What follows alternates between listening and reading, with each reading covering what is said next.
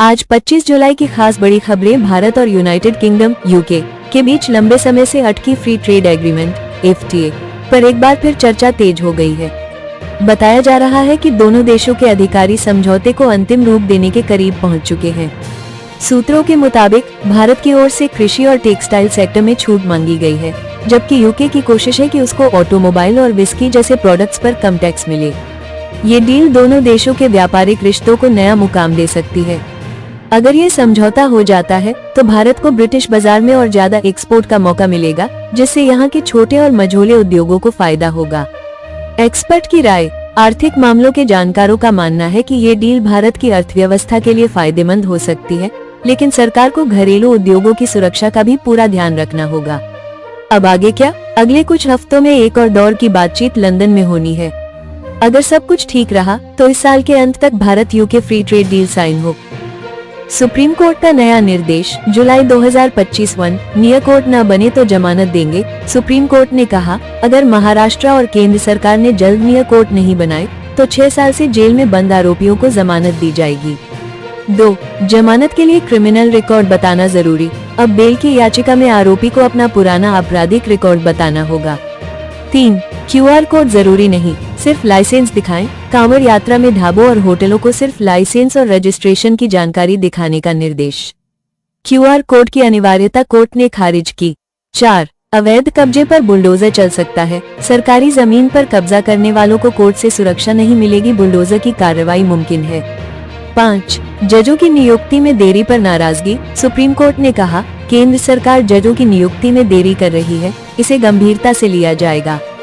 6. हयात पर टैक्स लगेगा। हयात की UAE ब्रांच भारत में ऑपरेशन चला रही है, कोर्ट ने उसे टैक्स के दायरे में रखा है।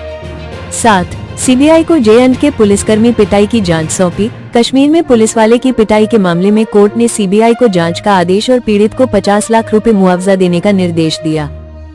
विमान हादसा। रूस में 49 लोगों की दर्दनाक मौत। टिंडा, रूस। जुलाई 2025 रूस के टिंडा शहर के पास एक बड़ा विमान हादसा हुआ है, जिसमें 49 लोगों की मौके पर ही मौत हो गई। हादसा मंगलवार सुबह उस समय हुआ जब विमान खराब मौसम के कारण अचानक रडार से गायब हो गया। मीडिया रिपोर्ट्स के मुताबिक विमान में कुल 54 लोग सवार थे, जिनमें से केवल 5 लोग ही किसी तरह से बच पाए।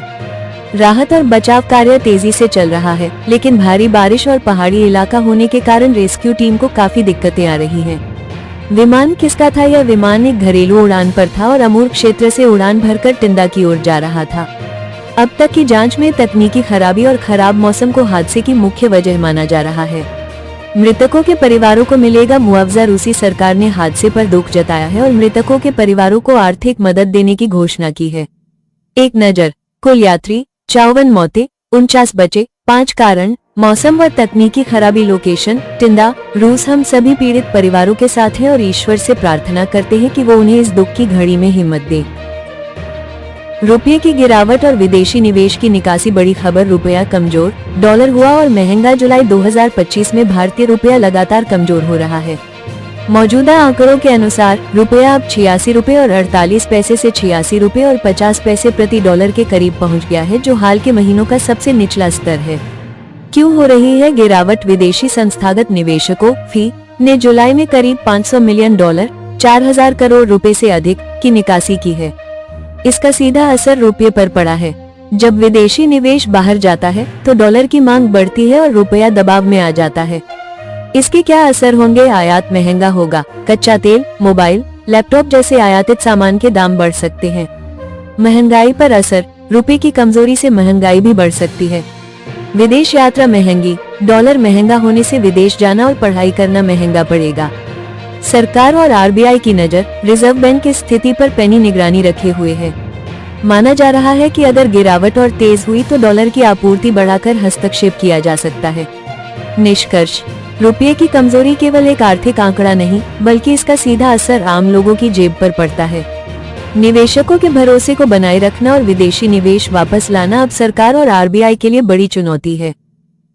सिक्किम में खराब मौसम से जनजीवन प्रभावित। सिक्किम। जुलाई 2025 उत्तर पूर्वी राज्य सिक्किम इन दिनों लगातार खराब मौसम की चपेट में है। बीते कुछ दिनों से तेज बारिश, भूस्खलन और बादल छाए रहने के कारण जनजीवन पूरी तरह से अस्त व्यस्त हो गया है। कई रास्ते बंद, राज्य के कई हिस्सों में भारी बारिश के कारण सड़कें टूट गई हैं और मुख्य राजमार्गों पर ट्रैफिक बाधित है। खासकर गैंगटॉक और नाथुला के बीच का मार्ग कई बार बंद किया गया है। भूस्खलन से खतरा बढ़ा, बारिश की वजह से पहाड़ियों में भूस्खलन की घटनाएं लगातार हो रही हैं, जिससे गांवों तक पहुंचने वाली सड़कें भी कट गई हैं। कुछ इलाकों में बिजली और मोबाइल नेटवर्क भी प्रभावित हुआ है। प्रशासन अलर्ट पर, राज्य प्रशासन ने लोगों से अपील की है कि वे सुरक्षित स्थानों पर रहें और अनावश्यक यात्रा से बचें। राहत और बचाव टीमें संवेदनशील इलाकों में तैनात की गई हैं। पर्यटक परेशान, खराब मौसम का असर टूरिज्म पर भी पड़ा है। कई पर्यटक फंसे हुए हैं और उड़ानों में देरी या रद्दीकरण की शिकायतें भी सामने आई हैं। निष्कर्ष, सिक्किम में खराब मौसम ने सिर्फ यातायात और जनजीवन को नहीं, बल्कि लोगों की रोजमर्रा की जिंदगी को भी मुश्किल में डाल दिया है। प्रशासन अलर्ट है, लेकिन मौसम विभाग के मुताबिक अगले कुछ दिन और चुनौती भरे हो सकते हैं।